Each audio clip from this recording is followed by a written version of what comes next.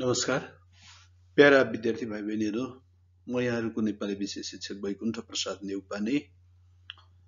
आज माध्यमिक तहको कक्षा 10 अनिवार्य नेपाली विषयमा समावेश गरिएको कवयित्री पारिजातद्वारा लेखिएको म सडक बोल्दैछु शीर्षकको कविताको अभ्यास खण्डको सहजीकरण क्रियाकलाप सहित उपस्थित भएको छु। आजको यो कक्षामा विद्यार्थी भाइ बहिनीहरूलाई हार्दिक स्वागत गर्दै म कक्षा क्रियाकलापतर्फ भाइ बहिनीहरूको ध्यान आकर्षण गर्न चाहन्छु। सुनाई अभ्यास खण्डमा विद्यार्थी भाइ बहिनीहरू प्रश्न नम्बर 1 मा कविताको पहिलो अनुच्छेद परिच्छेद सुन्नुहोस् र सडकले के गर्न सक्दैन भन्नुहोस् भनिएको छ। कविताको पहिलो परिच्छेदमा यस्तो छ: फन्को मारेर घाँटी अथवा कम्बरमा कसैको पछ्याएर जाने म होइन, सर्प जस्तै सलल बगेर कसैलाई तर्साउन सक्ने म होइन म। किनकि पहाड र चट्टानहरू ब्लास्टिङ गरी निर्माण गरिएको र सम्भार नगरिएको म निश्चल सडक बोल्दैछु। यो छ। अब यसको उत्तर निर्माण गर्दा सडकले सर्प जस्तै घाँटी वा कम्बरमा बेरिएर फन्को मारेर वा पछ्याएर कसैलाई तर्साउन सक्दैन भनेर गर्नुहोला। प्रश्न नम्बर 2 मा कविताको दोस्रो परिच्छेद सुन्नुहोस् र सडकले कुन कुन कुरामा आफूले गरेको होइन भनेको छ टिप्पण गर्नुहोस् भनिएको छ। दोस्रो परिच्छेद यस्तो छ: मान्छेहरू म माथि गुड कुद हिँड चिप्लेटी खेल कवाज खेल गिर खेल सवारीका साधनहरू र तिमीहरू पनि रातो दिन ताती बाँधेर गुडा छेक्थुन म गर्ने होइन, यात्रुवाहक बस र मालवाहक ट्रक जुधाउने म होइन, मैले भनेर ट्याङ्करले बसलाई पास नदिएको होइन, जोगीमारा नागढुङ्गा र कुर्लिन घाट ओडारे भिर लाङ्रे भिर र बाँदरे भिरबाट बस खसाल्ने म होइन, बेकाल मर्ने यतिका त्रासद मृत्युहरूको म जिम्मेवार छैन, मलाई गाली नगर भन्ने छ। अब यसको उत्तर निर्माण गर्दाखेरि कविताको दोस्रो परिच्छेदमा बताइए अनुसार यात्रुवाहक बस र मालवाहक ट्रक जुधाउने कार्य आफूले नगरेको, ट्याङ्करले बसलाई पास नदिएकोमा पनि आफूले भनेर नभएको, जोगीमारा नागढुङ्गा र कुरिनघाट ओडारे भिर लाङ्रे भिर र बाँदरे भिरबाट बस आफूले नखसालेको र बेकाल मर्ने त्रासद मृत्युमा आफू जिम्मेवार नभएको कुरा सडकले बताएको छ भनेर उत्तर लेख्नुहोला। प्रश्न नम्बर 3 मा तेस्रो परिच्छेदको श्रुति लेखन गर्नुहोस् भनिएको छ। विद्यार्थी भाइ बहिनीहरू, घरमा आफ्ना चाहिँ दिदी दाजु भाइ बहिनीहरू हुनुहुन्छ भने उहाँहरूलाई चाहिँ पढ्न लगाएर यो कविताको श्रुति लेखन गर्नु भयो हुन्छ, नभए भने कक्षा कार्यको रूपमा पनि यसलाई गर्नुहोला। बोलाइमा प्रश्न नम्बर 4 तलका शब्दहरूको शुद्ध उच्चारण गर्नुहोस् भनिएको छ। फन्को, ब्लास्टिङ, निश्चल, चिप्लेटी, त्रासद, अपेक्षा, रद्दी, लान्छित जस्ता शब्दहरूको शुद्ध उच्चारण गर्नुहोला। प्रश्न नम्बर 5 कविताको चौथो परिच्छेदमा के भनिएको छ कविताका आधारमा उत्तर दिनुहोस् भनिएको छ। कविताको चौथो परिच्छेदमा कवयित्री पारिजातले सडकलाई झुर र खत्तम रद्दी सडक भनेर गाली गर्दै आफ्नो जीवनलाई कुखुराको गुलाबी फूल सम्झेर सुरक्षित घुमफिरको चाहना राख्नेहरूलाई सडकलाई मात्र गाली गरेर केही नहुने, जिम्मेवार निकायको ध्यान आकर्षण गर्नुपर्ने, जिम्मेवार निकायलाई घचघच्याउने गर्नुपर्छ भनिएको छ भनेर लेख्नुहोला। प्रश्न नम्बर 6 मा तपाईको वरपरको सडकको अवस्था कस्तो छ भन्नुहोस् भनिएको छ। म सडक बोल्दैछु शीर्षकको कविताले अक्सर नेपालका निर्माण गरिएका तर मर्मत सम्भार हुन नसकेका सडकहरूको यथार्थ अवस्थाको प्रतिनिधित्व गर्दछ।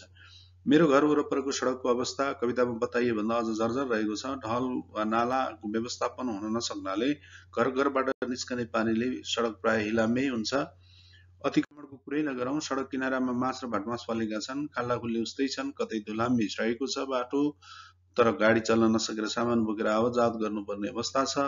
बाटोको किनारामा काँडाले हिँड्न गाह्रो हुने अवस्था छ। घडेरी खार्नेहरूले सडकमै माटो फाल्ने, ढल पुर्ने, सडकमै निर्माण सामग्री राख्ने र अन्य त सामान्य देखिन्छ। प्लटिङवालाहरूले फालेको माटोले सडकमा वर्षामा मानिस हिँड्नै नसक्ने बनाएका छन्। तपाईहरूले आफ्नो आँखा अगाडिको आफ्नो घर अगाडिको सडकको अवस्थाको वर्णन गर्नुहोला।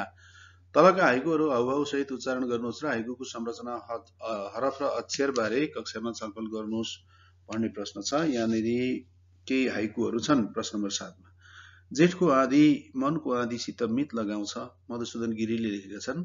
रक्तिम आभा सहितको मुस्कान, मुक्त आकाश चेतना धमलाको छ, फुलेका छन् नै सर्स्यौंका फूलहरू बाँझो खेतमा। धर्मेन्द्र झा बिहलले लेख्नु भएको छ। मेरो घरमा ढोकाबाट बिस्तारै छेड्दैछ घाम। मिश्र वैजयन्तीले लेखेका छन्। यी हाइकुहरूलाई हेर्दाखेरि यसको संरचनाका आधारमा कविताका विभिन्न रूपहरू हुने गर्दछन्। कविताका विभिन्न रूपमध्ये हाइकु पनि एक हो। हाइकु संरचनागत दृष्टिले छोटा कविता हुन् जसमा 3 हरफ हुने गर्दछ। पहिलो हरफमा 5 अक्षर, दोस्रो हरफमा 7 अक्षर र तेस्रो पाउ वा हरफमा 5 अक्षर हुने गर्दछ। पढाइमा प्रश्न नम्बर 8 मा कविताको गति यति लय मिलाई पालै पालो पढ्नुहोस् र पढाइमा लाग्ने समय टिप्पणी गर्नुहोस् भनेको छ। विद्यार्थी भाइ बहिनीहरू यो अभ्यास गर्नु होला। प्रश्न नम्बर 9 मा तलको अनुच्छेद पढी सोधिएका प्रश्नको उत्तर दिनुहोस् भनिएको छ। क दिदीहरू र भाइको नाम के थियो? दिदीहरूको नाम तयामा र खियामा थियो भने भाइको नाम खोक्ची लिपा थियो। खमा उनीहरूको जीवन किन कष्टकर थियो? सानैमा बुवाआमा मरेकाले उनीहरूको जीवन साह्रै कष्टकर थियो। ग तयामा र खियामा कहाँ गएर के गर्न थाले? तयामा र खियामा हलेसी महादेव स्थानभन्दा अलिक माथि तुवाचुङमा गएर तान बुनेर बस्न थाले। साकेला सिलीको सुरुवात कसरी भयो? खोक्सी लिपा र सिक्रिमाको बिहेको अवसरमा अचानक तयामा र खियामा पनि आइपुगे र त्यस संयोगको खुसीमा उनीहरू विभिन्न प्राणी तथा मानव जीवनका क्रियाकलापको अभिनय गर्दै नाच्न थाले। त्यसै बेलादेखि साकेला सिलीको सुरुवात भयो भनेर उत्तर लेख्नुहोला। किराँती सभ्यताका अगुवा कसलाई मानिन्छ? तयामा, खियामा, खोक्सी लिपा र सिक्रिमालाई किराँती सभ्यताका अगुवा मानिन्छ।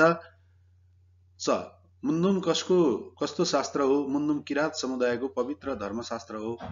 छ श्रुति परम्परा भनेको कस्तो परम्परा हो? श्रुति परम्परा भनेको सुनेर वा सुनाएर नै धर्म तथा नियमको पालना गर्ने परम्परा हो। सुनेका भरमा वा एक कान दुई कान हुँदै चल्दै आएको पुरानो कुरा वा परम्परालाई श्रुति परम्परा भनिन्छ।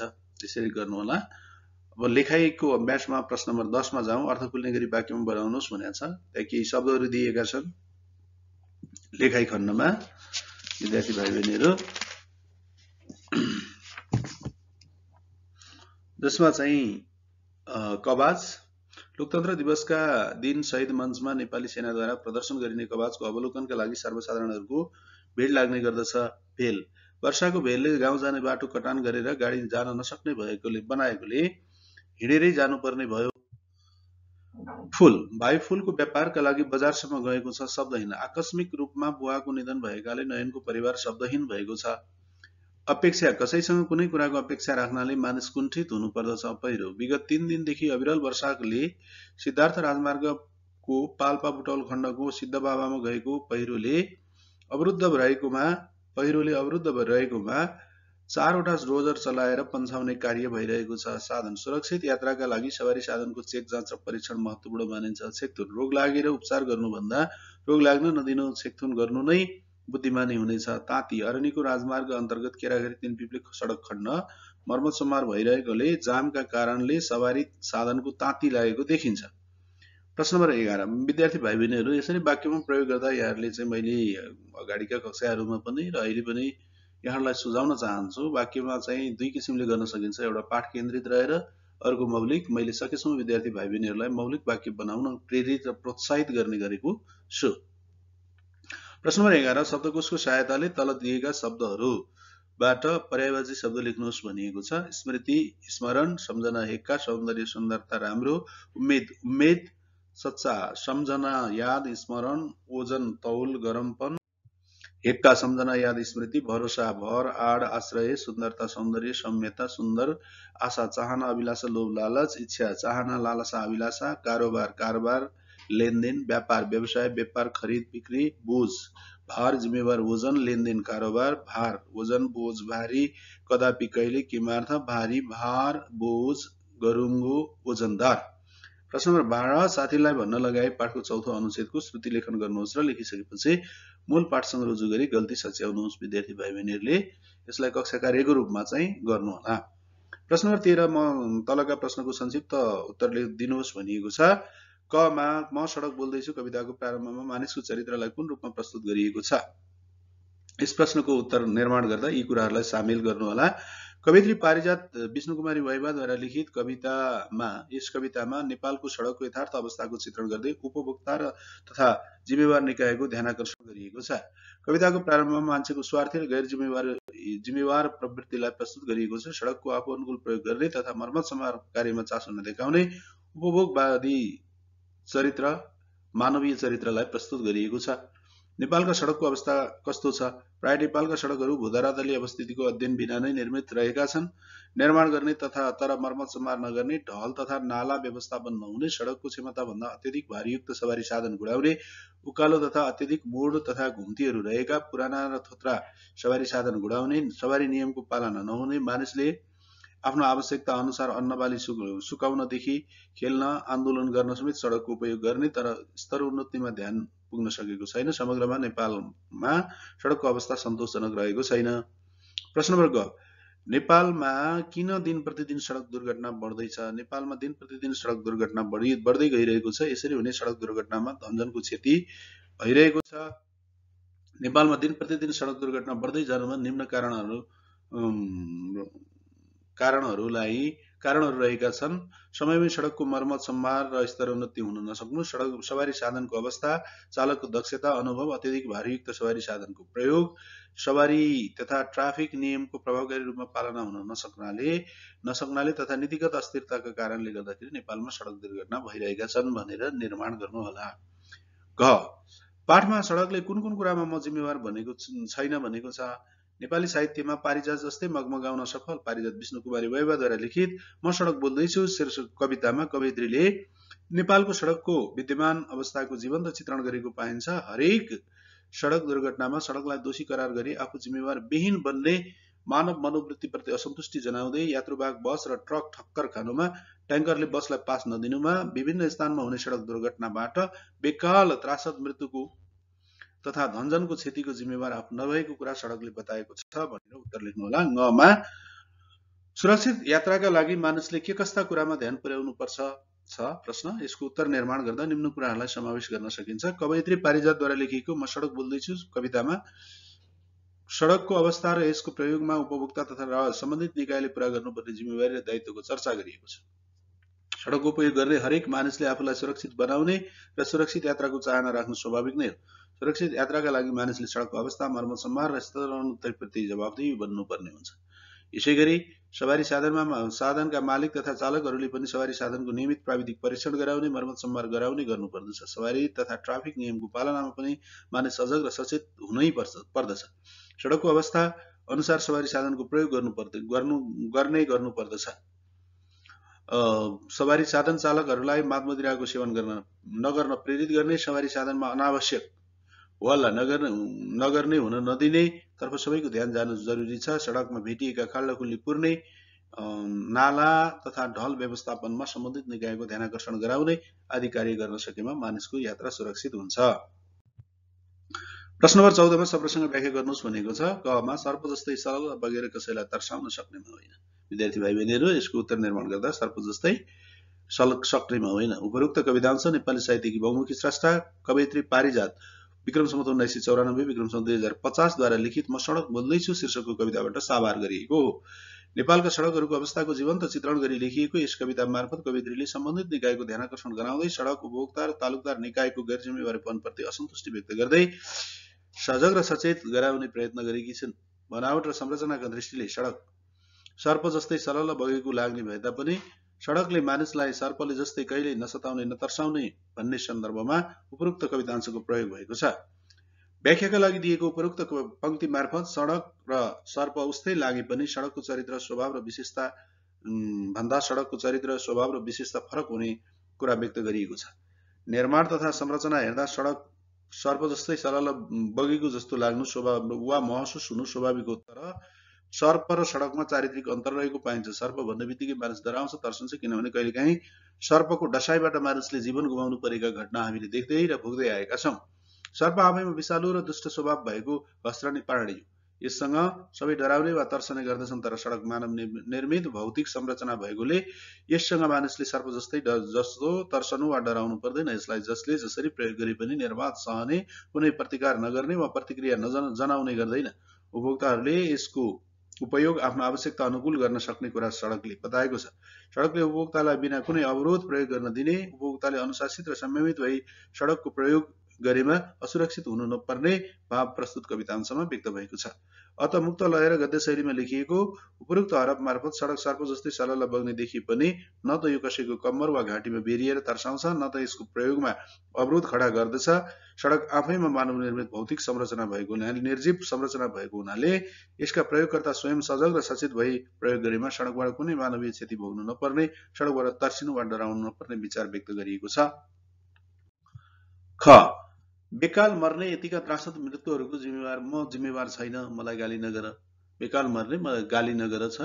प्रस्तुत कवितांश नेपाली साहित्यमा आफ्ना अनमोल साहित्यिक कृतिहरू मार्फत पारिजात फूल जस्तै सुवास छर्न सफल प्रगतिवादी तथा नारीवादी कवयित्री विष्णुकुमारी वाइबा विक्रम सम्वत 1994-2050 द्वारा पारिजातद्वारा लिखित म सडक बोल्दैछु शीर्षकको कविताबाट साभार गरिएको हो। यस कवितामा सडकको अवस्थाको जीवन्त चित्रण गर्दै मानिसलाई जिम्मेवार बन्न आग्रह गरिएको छ। सडक दुर्घटनाबाट हुने बेकाल त्रासद मृत्युहरूको जिम्मेवार सडकलाई बनाउने दुष्प्रयास गर्ने गरिन्छ। सडकलाई नाना नाम जोडेर गाली गर्ने गरिन्छ, तर सडक कुनै पनि सडक जिम्मेवार नहुने, सडकलाई गाली गर्नु श्राप्नुको अर्थ नरहने भाव व्यक्त गर्ने सन्दर्भमा प्रस्तुत पंक्ति प्रयोग भएको छन्।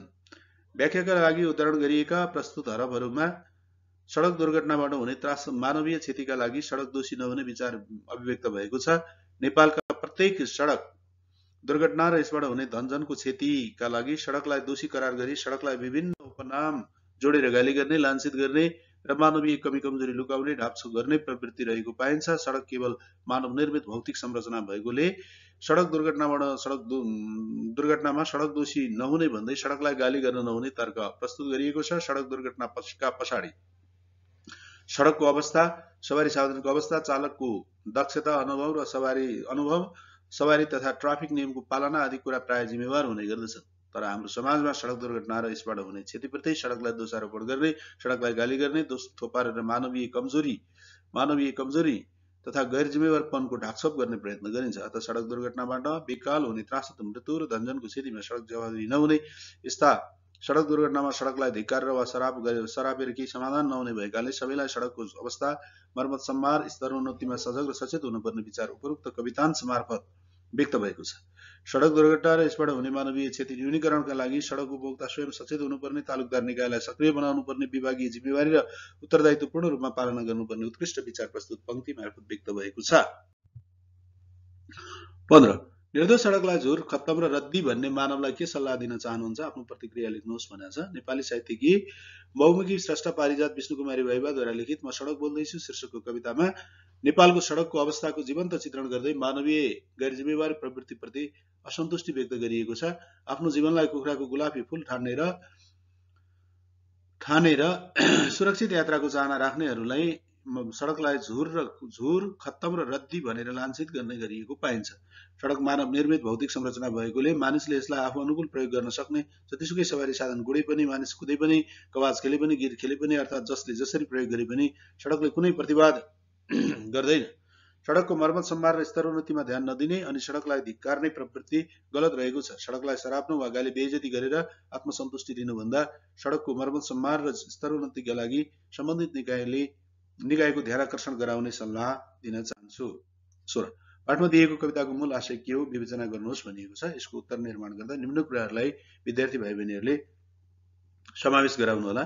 म सडक बोल्दैछु नेपाली साहित्यकी बहुमुखी प्रतिभा, प्रगतिवादी तथा नारीवादी सशक्त स्रष्टा पारिजात विक्रम सम्वत 1994 विक्रम 2050 द्वारा गद्य शैलीमा लिखित उत्कृष्ट फुटकर कविता हो।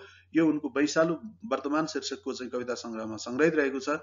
यस कवितामा कवयित्री पारिजातले नेपालमा निर्माण गरिएका सडकहरूको वास्तविक अवस्थाको जीवन्त चित्रण गर्दै मानवीय गैर जिम्मेवारीपनप्रति खबरदारी व्यक्त गरेकी छिन्। सरल र सम्प्रेषी भाषामा लेखिएको यस कवितामा मानिसले आफ्नो आवश्यकता पूरा गर्न र पूर्वाधार विकासका लागि पहाड काटेर चट्टान ब्लास्टिङ गरेर सडक निर्माण गरिएको बताउँदै यसले मानिसलाई सर्पले जस्तै नसताउने नतर्साउने विचार व्यक्त गरेकी छिन्। सडकमा हुने जाम, सवारी साधनको ठक्कर खाने, जुध्ने, एकले अर्कोलाई पास नदिने तथा सडक दुर्घटनाबाट हुने त्रासद मानवीय क्षतिमा सडकको कुनै हात नरहने, सडक दोषी नहुने कुरा कवितामा प्रस्तुत गरिएको छ। आफ्नो जीवनलाई महत्त्व दिँदै सुरक्षित सडक यात्राको चाहना राख्नेहरूलाई कवयित्रीले सडक मार्फत सडकको अवस्थाप्रति चिन्ता गर्न चासो देखाउन, सम्बन्धित निकायको ध्यानाकर्षण गराई जिम्मेवार बन्न आवश्यक भूमिका निर्वाह गर्न आह्वान गरेकी छिन् जब कहाली लाग्दा सडक दुर्घटना र यसबाट त्रासद मृत्यु हुने गर्दछ तब मानिसहरूले सडकलाई विभिन्न नामाकरण सहित धिक्कार्ने श्राप नै गर्ने पाइन्छ। सडक दुर्घटनासँग जोडेर सडकलाई धिक्कार्नु वा गाली गर्नु मानवीय अज्ञानता र भ्रम हो। आफू गैर जिम्मेवारी बन्ने र सडक निर्माण र मर्मतको जिम्मा पाएर पनि पुरा नगर्नेलाई मलजल गर्नु र मानवीय कमजोरी लुकाउनु मात्र हो। सडक निर्जीव मानव निर्मित संरचना भएकोले यसलाई दोषी बनाउनु, लान्छना लगाउनु, गाली गर्नुको कुनै अर्थ नरहने विचार कवितामा व्यक्त गरिएको छ। अतः सडक उपभोक्ता स्वयं सचेत हुनुपर्ने, सडकको अवस्थामा सुधार ल्याउन, मर्मत, सम्भार र स्तरोन्नतिका लागि सम्बन्धित निकायलाई घचघच्याउनु पर्ने, सबैले आफ्नो जिम्मेवारी समयमै पूरा गरेमा सडकलाई दोषी बनाउनु नपर्ने विचार कविता मार्फत अघि सारिएको छ। सडकको यथार्थ अवस्थालाई विषयवस्तु बनाएर लेखिएको यस कवितामा आफ्नो जिम्मेवारी तथा दायित्वप्रति बेखबर रहने मानवीय गैर जिम्मेवारी प्रवृत्तिप्रति असन्तुष्टि व्यक्त गर्दै तालुकदार निकायको ध्यानाकर्षण गराइएको छ। अब व्याकरण खण्डमा वाक्य संश्लेषण र विश्लेषण सम्बन्धी अभ्यास विद्यार्थी भाइ बहिनीहरू, हामी त्यसतर्फ अगाडि बढ्छौँ। वाक्य संश्लेषण भनेको संश्लेषणको अर्थ कुनै वस्तु, तत्त्व, वाक्य आदिलाई जोड्ने, मिलाउने काम, जोडाई, टसाई भन्ने हुन्छ। दुई वा दुईभन्दा बढी स्वतन्त्र रूपमा प्रयोग भएका वाक्यहरूलाई जोडेर एउटा वाक्य बनाउने प्रक्रियालाई वाक्य संश्लेषण भनिन्छ। जस्तै उदाहरणार्थ, गीता बिहानै उठ्छिन्, गीता बिहानै नुहाउँछिन्, गीता पूजापाठ गर्छिन्, गीता खाना बनाउँछिन्, गीता खाना खान्छिन्, गीता विद्यालय जान्छन्। यहाँ चाहिँ झन्डै 6 वटा वाक्य रहेका छन्। गीता बिहानै उठ्छिन्, नुहाउँछिन्, पूजापाठ गर्छिन्, खाना बनाउँछिन्, खान्छन् र विद्यालय जान्छन्। एउटै वाक्यमा संश्लेषण गरिएको छ। वाक्य संश्लेषण गर्दाखेरि निम्न विधिहरूको प्रयोग गर्नुपर्छ। एउटा संयोजकको प्रयोग गर्न सकिन्छ। जस्तै उदाहरणका लागि, काम सफा हुनुपर्छ, काम छिटो हुनुपर्छ, काम राम्रो हुनुपर्छ, काम प्रशंसनीय हुनुपर्छ। 4 वटा वाक्यलाई काम सफा, छिटो, राम्रो र प्रशंसनीय हुनुपर्छ र जोडियो। सार्वनामिक पदको शब्दको प्रयोग गरेर करिनाले कलम, कापी र किताब किनिन्, करिनाले कलम, कापी र किताब झोलामा राखिन्छ।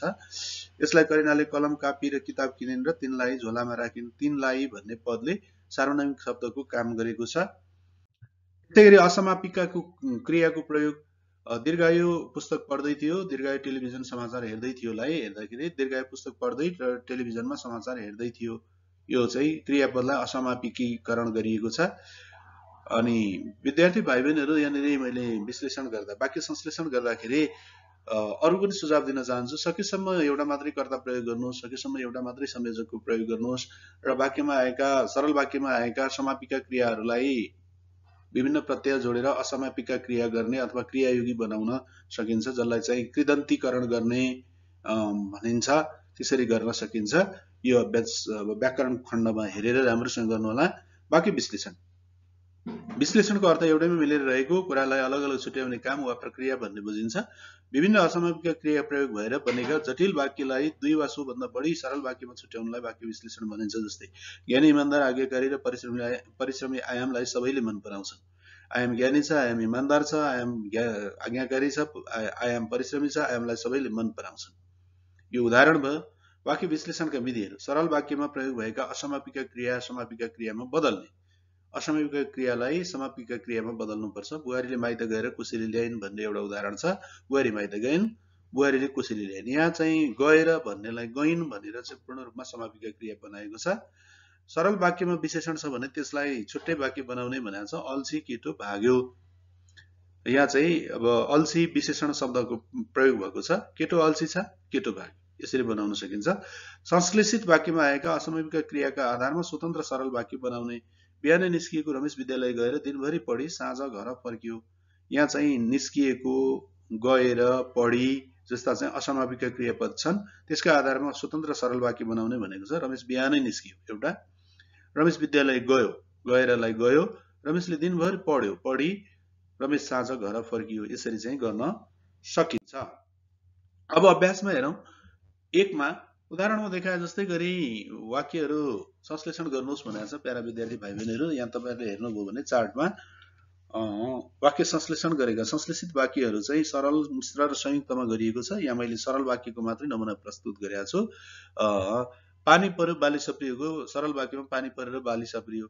अब यसलाई मिश्र वाक्यमा जब पानी पर्यो तब बाली सप्रियो, संयुक्त वाक्यमा पानी पर्यो अनि बाली सप्रियो गर्न सकिन्छ। म राम्ररी पढ्छु र म सफल बन्छु।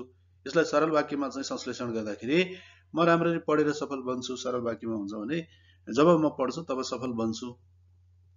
यो संयुक्त वाक्य मिश्र वाक्यमा हुन्छ भने संयुक्त वाक्यमा म पढ्छु अनि सफल बन्छु, संयुक्त वाक्यमा संश्लेषण हुन्छ। यसै गरी अन्य पनि अभ्यासहरू गर्नु होला। तराई अन्नको भण्डार हो, तराईमा धेरै अन्न फल्छ। धेरै अन्न फल्ने तराई अन्नको भण्डार हो, यो सरल वाक्य हुन्छ। जुन तराई अन्नको भण्डार हो त्यहाँ धेरै अन्न फल्छ, यो चाहिँ मिश्र वाक्य।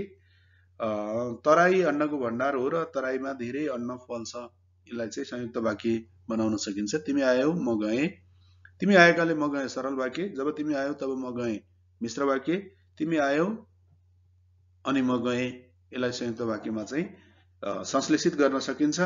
2 उदाहरणमा देखाए जस्तै गरी दिएका वाक्यहरूको विश्लेषण गर्नुहोस् भनेको छ। आङदावा स्कुल गएर घर आए, आङदावा स्कुल गए, आङदावा घर आए। परिवारकी सबैभन्दा कान्छी छोरी डोल्मा सबैकी प्यारी छिन्। डोल्मा परिवारकी सबैभन्दा कान्छी छोरी हुन्, डोल्मा सबैकी प्यारी छिन्। नेपालगञ्ज निवासी सलिमले 1 दर्जन भन्दा बढी कृति लेखेका छन्। सलिम नेपालगञ्ज बस्छन्, सलिमले 1 दर्जन भन्दा बढी कृति लेखेका छन्।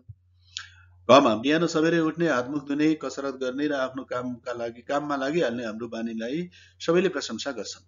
हामी बिहान सबेरै उठ्छौँ, हामी हातमुख धुन्छौँ, हामी कसरत गर्छौँ, हामी आफ्नो काममा लागिहाल्छौँ, हाम्रो यो बानीलाई सबैले प्रशंसा गर्छन्। तलको अनुच्छेदलाई 8 भन्दा बढी सरल वाक्यमा पुनर्लेखन गर्नुहोस् भनेको छ। त्यहाँ एउटा अनुच्छेद छ 3 नम्बरमा, हेर्नु होला विद्यार्थी भाइ बहिनीहरू। यहाँ सरल वाक्यमा पुनर्लेखन गरिएको छ। एकछिनपछि घाँसको भारी लिएर गौँथली आइपुगी। गौँथलीले पनेलाको चोलो र छिटको फरिया लगाएकी थिए। गौँथलीले फरियाको गत्थो खुम्च्याएर पटुका बाँधेकी थिए। गौँथलीले हातमा माला र घाँटीमा प्वालो लगाएकी थिए। गौँथलीले निधारमा ठुलो टीका लगाएकी थिए। कपालमा गुराँसको फूल सिउरेकी थिए। गौँथलीले कपालमा गुराँसको फूल सिउरेकी थिए। अलिअलि साँभलो वर्णकी गौँथली निकै राम्री देखिन्थे। गौँथलीको मनोहर रूप देखेर चामे तृप्त भयो। यसरी गर्नु होला। प्रश्न नम्बर 4 मा तलको अनुच्छेदलाई बढीमा 4 वाक्यमा संश्लेषण गर्नुहोस् भनेको छ। यसलाई चाहिँ यसरी प्रयत्न गर्नु होला। आकर्षक रमणीय प्रकृति प्रेमीहरूका लागि स्वर्ग मानिने नेपालमा संसारकै सर्वोच्च शिखर सगरमाथा सहित अरू थुप्रै हिमालहरू हेर्न प्रकृति प्रेमीहरू र हिमालयहरू आउँछन्। पहाडले भरिएको तथा पदयात्राका लागि रमाइलो हुँदै भएकाले पदयात्रा गर्न रुचाउनेहरू नेपाल आउँछन्। कलाका दृष्टिले धनी नेपालका मठ मन्दिर दरबारहरूमा कुँदिएका सुन्दर चित्रहरू, आकर्षक कलात्मक मूर्तिहरू हेर्न कला प्रेमीहरू नेपाल आउँछन्। बहुसांस्कृतिक बहुभाषिक बुद्धको जन्मभूमि नेपालमा संस्कृतिका अध्येताहरू, भाषाका अध्येताहरू र बुद्ध प्रेमीहरू आउने भएकाले पर्यटन व्यवसायको राम्रो सम्भावना छ। प्रश्न नम्बर 5 मा विद्यार्थी भाइ बहिनीहरू पाठबाट ह्रस्व इकार र दीर्घ उकार, ह्रस्व उकार लागेका शब्दहरू खोजेर लेख्नुहोस् भनिएको छ। यसलाई विद्यार्थी भाइ बहिनीहरूले प्रयत्न गर्नु होला। सृजनात्मक अभ्यासमा सामाजिक जीवनशैलीसँग राजनीति जोडिएको हुन्छ भन्ने विषयमा 150 शब्दसम्ममा आफ्नो धारणा लेख्नुहोस्। हरेक सामाजिक जीवनशैलीसँग राजनीति पनि जोडिएको हुन्छ भन्ने विचार प्रस्तुत गरेर यहाँहरूले आफ्नो धारणा लेख्नुपर्ने हुन्छ। अत विद्यार्थी भाइ बहिनीहरू, तपाईहरुलाई यो सामग्री उपयुक्त लागेमा तपाईं जस्तै माध्यमिक तहको कक्षा 10 मा अध्ययनरत विद्यार्थीहरू समक्ष पुर्याउनको लागि लाइक, शेयर र सब्स्क्राइब गर्न नभुल्नु होला। जहाँ रहनुहुन्छ स्वस्थ, मस्त र व्यस्त रहनुहोस्। आजको दिन शुभ रहोस्। धन्यवाद। नमस्कार।